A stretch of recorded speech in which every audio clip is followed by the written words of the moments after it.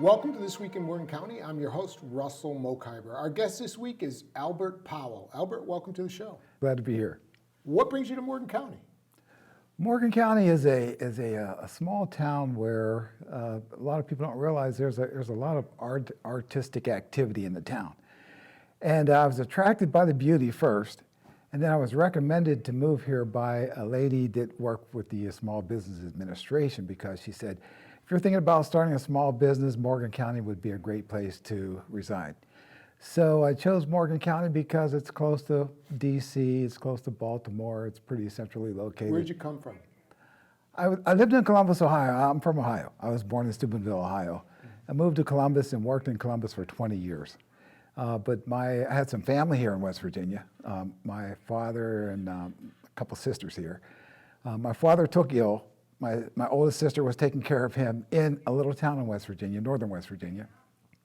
And consequently, my father passed away. And my sister's husband, who was helping take care of my father, he passed away. So basically, I decided, well, it's time to make another move.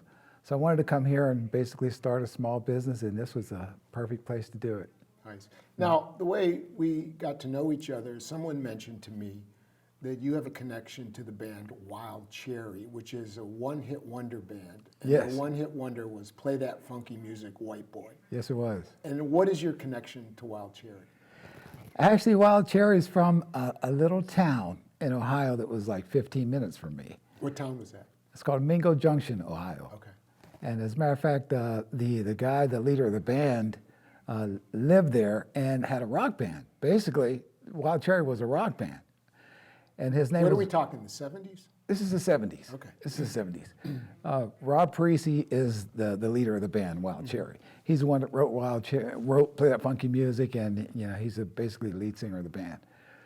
So they were around town playing, local spots and playing in Pittsburgh, but they were a rock band. Well, it's the 70s, and times are changing. Music is changing. Disco and dance music are starting to come in. So they were playing at a club in Pittsburgh, and the club owner says, well, music is changing. You guys, playing the rock, and I don't know, the crowds are getting thinner and thinner. You're gonna have to do something to play some dance music and play some funkier music. So Rob took that concept, talked to the band about it. They went to a restaurant one night, and all of a sudden, Rob Parisi started writing, Play That Funky Music. Wrote it on a napkin. They recorded the song in Cleveland, and the song took off. I mean, DJs started passing it from one place to another, and all of a sudden, everybody wanted to have this song. And next thing you know, the song was like hitting the country. Who was the white boy they were referring to? It was just a general phrase because I thought the drummer in the band initially was a white boy. Yeah. And it was about him. I've read that. Do you know if that's true or not? That is true. Okay. That is true. But the basic premise of the song was, it was like an irony with white boys playing funk. Right. Play a funky music is a funky song. And generally you wouldn't think a white boy could play funky music. But sure enough, they did, and did it very well. That is probably one of the all-time, as far as one-hit wonders are concerned, or any song for that matter was concerned. It's still on the charts as one of the top 100 songs that are, of all time. That's how big the song was. And today, people still enjoy it and love it today. And how did you get involved with Wild Cherry?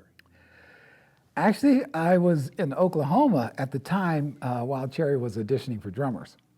And I had this was way after Play That Funky Music, White Boy? Yes. This was in the 80s. This is in the 80s after it. So my brother calls me on the phone and says, hey, they're auditioning drummers for Wild Cherry. You ought to come back home and audition for the band. I said, wow, that sounds good. So I called Rob Parisi on the phone. I said, Rob, I'd like to audition for your band. He said, yeah, you can audition, but I said, I'm in Oklahoma and I'm gonna have to travel. He said, well, I can't guarantee you a spot, but you can audition. So I said, okay. So Russell, I got my, started practicing hours and hours on end, getting my chops together, polished my drum set up, it was nice and shiny and looking good. So I went to his house. You Went to drove his, from Oklahoma to Ohio. Ohio. Drove back to Ohio. So we set up the audition at his house in his basement. So I go in, set up my drum set, get everything nice and pristine. I'm ready to really kind of like show this guy, you know, I got the right stuff for his band. So he has recording equipment set up in the basement and everything. So we get everything set up. He says, hey, let's go upstairs for a cup of coffee. So we went upstairs to the kitchen, you know, had a cup of coffee and kind of chatted a little bit. You know, he wanted to talk for a few. I said, oh, yeah. So we kind of got acquainted, got to know each other and drank some coffee. And then he says, hey, hang on a second. He says, I got to show you something. So he went into his bedroom and got a photo album. And he started showing me pictures of all the people that he's met over the years that he's admired. And it just like was really, you know, it was impressive for me. So we looked at the pictures, you know, and now probably about 45 minutes have gone by. So then his mother comes in, and she says, hey, you guys hungry? I want to make you some lunch. So she starts cooking lunch and makes this big, you know, she's an Italian lady, so she makes a big pot of spaghetti. We're eating spaghetti and having lunch. So now I've been there maybe about almost a couple hours now, and still haven't touched my drums. I'm thinking, man, when are we going to go to, I got to show him my stuff. So after we eat dinner, we're kind of lounging around. So he finally says, well, let's go down to the basement and play some music. So he had his recording studio set up, and so he played a song he had written, and we listened to that, played another song. He said, what do you think about that? Oh, that sounds pretty good. He says, I want you to play along with this and see what we can do. He turns the recorder on, and I start playing, he starts playing. Now we're recording. We're just making music now, you know. So we do that. We do that for about a couple hours, and I'm still thinking, you know, is he going to let me play a solo or something? You know, just to show him my stuff. After that, 2 hours had passed. We had done, you know, we had recorded these songs, and he got up and says, I'll see you tomorrow. And that was my interview. That was my audition. You got the job. I got the job. Played with them for 3.5 years after that. And that was Wild Cherry touring smaller venues We were throughout the country, or? At that time, the main focus of the band was to write a second hit. Oh. We wanted to write a second hit, you know. So we spent a lot of time writing music, recording music, testing music out with audiences. We were sending music back to New York. The record companies were, you know, kind of examining the songs and giving us feedback. Mm-hmm. So we practiced a lot, we played out a lot, and we played the original music that we were testing, basically. And depending on how the crowd reacted to it, those are the ones we ended up recording. But never got a second hit. Never got a second hit, but... You know, what is it about that, Albert, that Rob Parisi sits down with a napkin and writes out, play that funky music, white boy, Yes, and becomes a wild hit, exactly. and then never able to do it again? What do you think it is about hit writing? You just never know what's gonna resonate with a bunch of people at one time. I guess a lot of it is timing. You know, it's just you write a hit at a certain time where people are, you know, just like can relate to what you're writing about, and because of that, everyone embraces it, and you know, almost takes like a mob mentality kind of thing. If this person likes it, another person will like it, the other person likes it, they start talking to each other. Next thing you know, a bunch of people like the song. But the follow-up song, you're exactly right. That is very hard to do. But in my mind, I rationalize it by saying, you know, they're a one-hit wonder band, but that one hit is all you need. Spectacular. Exactly. When you made the call to Rob Parisi, did you know him at the time when you made the call from Oklahoma? No, I didn't. You didn't know, so it was I a had never cold met call. him. It was a cold call. Yeah, I knew him around town. You know, I knew the band was playing. They would play in Pittsburgh and this and that, but I never met him in person. But Russell, let me say this. After I met Rob Parisi during that time, Rob Parisi is such a great person. Outside of the play that funky music, he's such a great and kind-hearted person. He took me into his house and treated me like family. And to this day, he still has that same spirit. He wrote me on my birthday this year and gave me such a heartwarming compliment. He said, you are one of the kindest people I've ever met in my career. He says, you know, basically, I'll always love you and we'll always be, you know, like brothers. And Russell, that hit me. That hit me very hard. So that phone call from Oklahoma worked out. It did. It really did. To this day, we're very close, and I have a lot of respect and admiration for him. The other guy you're close to is a retired baseball player, Al Oliver. Yes. And you've written a chapter in this book, Life is a Hit, Don't Strike Out, the Al Oliver story. And these are friends of Al Oliver's who've written each chapters about him, and you wrote one. Exactly. How did you get to, and the reason we're wearing our respective hats, because Al has a World Series ring from the '71 World Series where the Pirates beat the Baltimore Orioles Yes. 4-3. Unfortunately. Well, For you. So tell us, how did you meet Al Oliver? Actually, I was, at the time, it was 2002.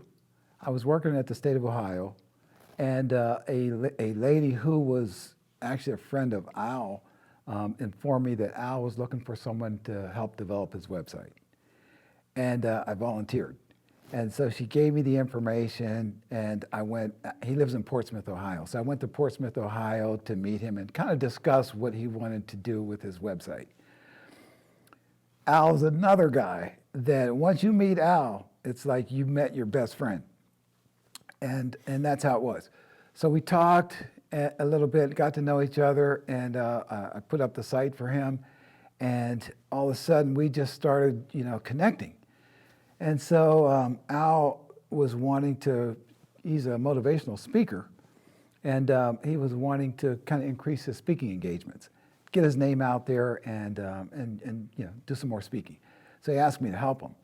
So I was helping him with that, and we would book speaking engagements, and then we would drive to Pittsburgh, and we would do the engagement. So we got to spend a lot of time together. I was fortunate enough to be with him. They had the All-Star game in Pittsburgh, and so I traveled with Al, and we were setting up interviews and autograph signing sessions, and we got to be very close. Al is not only is he's up for the nomination to the Hall of Fame in 2020. Does Al have, I don't know his numbers. Does Al have Hall of Fame numbers? Al's numbers are better than some of the people that are in the Hall of Fame right now. Why isn't he in? That's the question. That is the primary question. I ask that. A lot of people ask that. Why isn't he in? There's no rhyme and reason for it because, like I say, his stats are Hall of Fame stats. And the other aspect of being a Hall of Famer is your character. Al has such a great Hall of Fame character. He's a man of integrity. He's a man that treats his fans really well. As an example, we were in Pittsburgh at a hotel, and Al was just, we're just getting ready to go to the room. So we sat down in a lounge just to kind of, get some rest and maybe, grab something to drink. And someone spotted Al Oliver in the lobby. And the next thing you know, there was a line of people waiting to get autographs from Al. Al was such a kind-hearted person. He sat there patiently and signed everybody's autograph, talked to them, and just treated them really well. That's the kind of guy he is. So he has the Hall of Fame stats, plus he has a Hall of Fame character. So we're hoping this year will be his year. He'll finally get recognized. When do they decide? They nominate people in November, and then who they make the nominates? Are decision. those sports writers? Sports writers, yes, are the first people that select the people that are up for nomination. And then there's another committee that actually does the deciding. And they're a combination of ex-Hall of Fame or Hall of Fame players, sports writers, coaches. You never really know who's. I mean, the group changes every year. So it's really up to that committee to decide who gets into the hall. But yeah, sports writers are definitely involved and I think this is a year for Al because people are starting to recognize not only was he a great player, but he's a great human being. He does a lot of things for the community. He is a very big advocate for the vets and veterans' rights.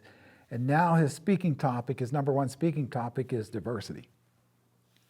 Because Al made history, with the Pirates. The Pirates had an all-minority lineup on September 1st 1971, and it was the first all minority lineup in Major League Baseball.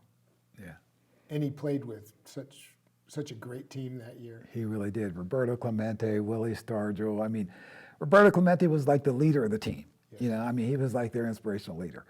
But to be able to play with great people like that, it does nothing but makes you that much more greater, you know. And you are also an author. Other than the chapter in this book, you've written a number of books. Most recently, Are You a Super Achiever? Yes. And what is that about? Why, are you trying to encourage people to be super achievers, or do you think super achieving is a good thing or a bad thing, or what? Well, you know, I have been fortunate, I mean, really fortunate to be involved on a personal level with some people that have just made history. Al Oliver, you know, Rob Parisi. I was friends with James Brown's drummers, you know, Motown guys.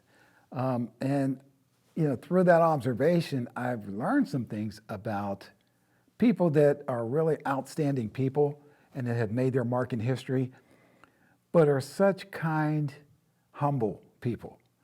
And after studying that, you know, I thought to myself, you know, these guys had no idea that they would end up being a part of history when they were doing their activity that made them famous. It's like they thought it's just an everyday average thing that they were doing, but in actuality, they were doing something great. They may not have gotten recognized for it at the time, but they were on that path. So I thought, you know, this is a good point to share with a lot of people who are really striving out there to be something great or do something great with their lives. So I wrote this book called Are You a Super Achiever? And the reason why I titled it that is because if I were to ask you, Russell, are you a super achiever? What would your answer be? Not. Not. Typically, most people will give that response. Not. Why? Because you're in the day-to-day thick of it. You know, you're doing this show all the time, and you really don't have time to really kind of reflect on what you've accomplished. So I decided, well, you know, yeah, most people don't think they're a super achiever. But in fact, if you look at what you've done, there are a lot of people that do great accomplishments and never get recognized for it. To be a super achiever, I mean, it sometimes can take 10 years, 20 years doing your craft day in and day out. And along that path, there's periods of disheartenment, discouragement, failures along the way. And sometimes people just, you know, they start on that path and they get discouraged, and next thing you know, they're out of the game. So I wanted to write this book to kind of encourage people. If you set out to do something great, no matter what it is, stay on that path, because you will achieve what you set out to do. And so, Are You Super? It was like an encouragement for people to go ahead, continue to do things great, no matter what happens. If there are failures along, which there will be failures along the way, just keep going, and you'll achieve your goals. And finally, you said you moved to Morgan County to start a business. What business are you starting? Actually, I have two things I'm doing. I have a construction business. It's like not a big business. It's a small business. It's a handyman business. But my specialty is painting. Okay. I love painting. People hate painting. I love painting. And so I said, well, let me do something I love. So I started this little business. And Russell, that's where I got to know the people in Morgan County. You know, you spend time in their house, and you kind of get to meet them on a day-to-day basis. You're trying to improve their house, and when you do a really good job, they appreciate it. And you know, I enjoy it. It's just something that I enjoy. So I've gotten to meet some really interesting people, like the lady who wrote Patch Adams is one of my clients. Yeah.